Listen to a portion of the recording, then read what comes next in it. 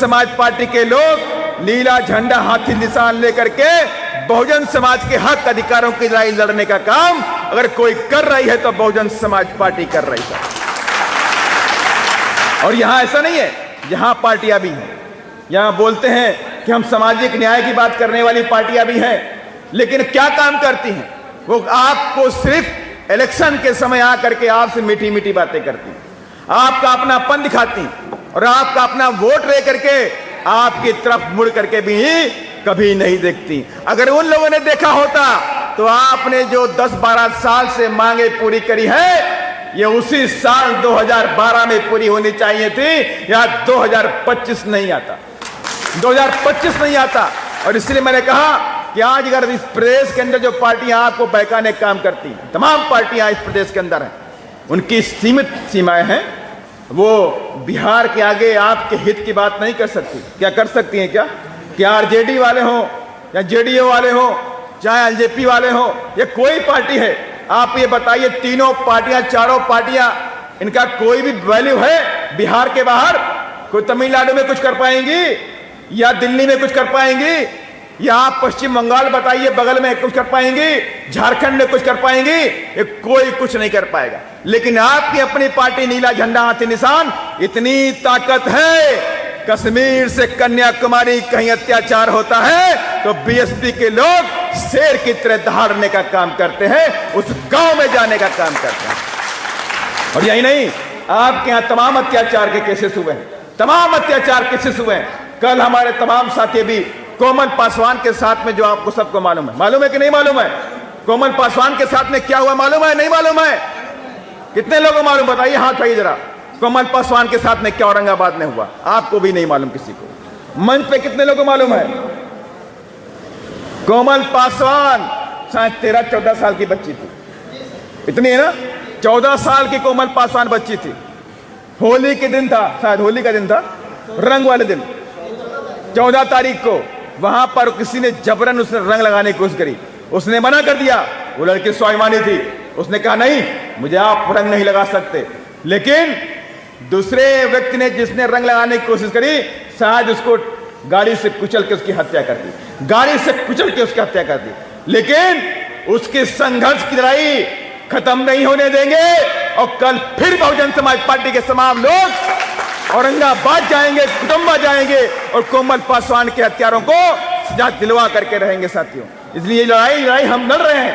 हम भले हम इस प्रदेश के अंदर हमारी सरकार नहीं है, हम ताकत में नहीं है, लेकिन बीएसपी कमजोर नहीं है। बीएसपी के हाथी में ताकत है और बीएसपी के नीले झंडे में ताकत है, कि इस देश के अंदर इतिहास लिख करके रहेगी। और मैं आपसे कहना चाहता हूं, मैं आपसे इतना ही कहना चाहता हूं कि बाबा साहब डॉक्टर अम्बेडकर की जो बातें हैं, सपना जो पूरा करना है तो बीएसपी कर सकती है और कोई पार्टी नहीं कर सकती। और मैं आपसे कहना चाहता हूं कि मैं भले आपकी इन बातों को विधानसभा में और लोकसभा में उतारने का काम करूंगा, राज्यसभा में उठाने की बात करूंगा, लेकिन ये पूरा नहीं करेंगे। ये बोल देंगे कि ये मैटर तो विधानसभा का है, ये मैटर तो बिहार सरकार का है। तो मैं आपसे कहना चाहता हूं, 5 से 6 महीने बाद यहां पे चुनाव होने वाला है।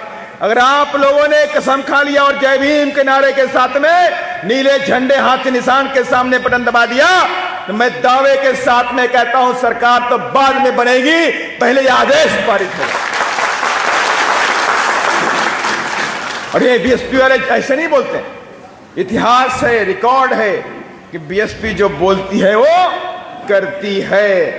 ये पूरा देश जानता है कि बीएसपी जो बोलती है वो करके दिखा देती है। और हमारे साथी बोल रहे थे, यहां तो बोल रहे थे 3 डिसमिल जमीन देंगे, बोला कि नहीं बोला? घर के लिए जमीन देंगे, खेती के लिए जमीन देंगे, लेकिन हम बोल भी नहीं रहे हैं।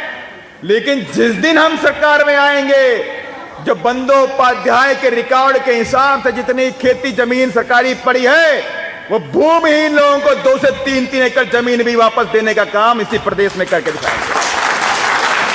हम तमाम काम करना चाहते हैं, लेकिन साथ जब तक आपका नहीं मिलेगा तब तक बात नहीं बनने वाली। आपका साथ नहीं मिलेगा तो हम आगे नहीं बढ़ सकते। और ये सरकार हमें अपने लिए नहीं चाहिए कि बहुजन समाज पार्टी को सरकार बनाने का कोई शौक है। बहुजन समाज पार्टी को शौक इसलिए है कि जब हम पावर में आएंगे तो अपने दलित, पिछड़ा, आदिवासी, गरीब भाई के लिए, गुरबा के लिए काम करेंगे। ये हमारा शौक है और हम करके रहेंगे। और मुझे विश्वास भी है आज नहीं तो कल आप और आपके आने वाली जनरेशनों को ये बात एहसास होगा कि उनकी कोई एक ही मात्र पार्टी तैसी है, वो बहुजन समाज पार्टी। वो आज नहीं तो कल वो सत्ता में आएगी साथियों। और अभी हमारे साथी बोल रहे थे, महानगर कांसीराम साहब ने एक आपको नारा दिया था, मैं बोलना चाहता हूं कि वोट हमारा राज तुम्हारा। मैं नारा आपको बता रहा हूं, महानगर कांसीराम साहब ने नारा दिया, वोट हमारा राज तुम्हारा, नहीं चलेगा नहीं चलेगा। इसका मतलब क्या हुआ? कभी आपने सोचा?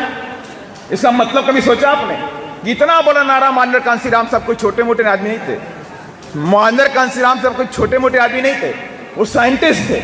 उन्होंने नारा दिया कि वोट हमारा राज तुम्हारा, नहीं चलेगा नहीं चलेगा। इसका मतलब ये था, उन्होंने कहा जो लोग तुम्हारे बच्चों से नफरत करते हैं, मेरी बात को ध्यान से सुनिएगा, कि जो लोग तुम्हारे बच्चों से नफरत करते हैं, जो लोग तुम्हारी बच्चियों पे बुरी नजर रखते हैं, जो लोग तुम्हारे अच्छे कपड़ों से नफरत करते हैं, जो लोग तुम्हारे बच्चों की पढ़ाई से नफरत करते हैं, जो तुम्हारे रहन सहन घर बार से नफरत करते हैं, क्या वो लोग तुम्हारा वोट लेकर के तुम्हारे बच्चों के लिए अधिकार बनाने का काम करेंगे? बताइए मुझे।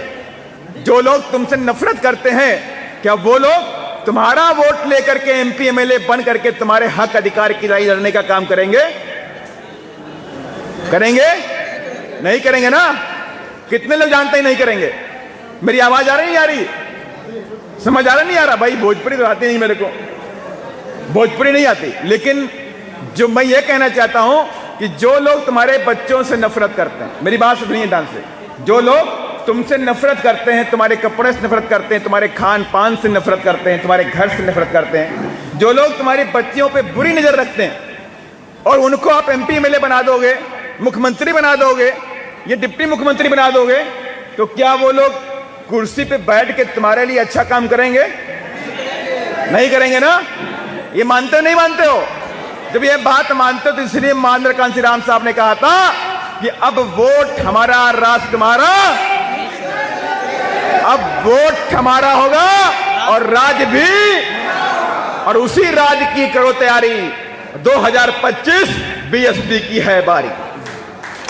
उसी राज की करो तैयारी, 2025 बीएसपी की बारी। और मैं फिर से आपसे बोल के जा रहा हूं कि बाबा साहब के सिपाही और बहन जी के सिपाही हैं, और जो बोलते हैं, जो वादा करते हैं, उसे पूरा करते हैं। अगर आप लोगों ने हमें इतनी ताकत दे दी कि बिना हमारी चाबी के विधानसभा का ताला ना खुला, तो 100% सरकार बाद में बनेगी।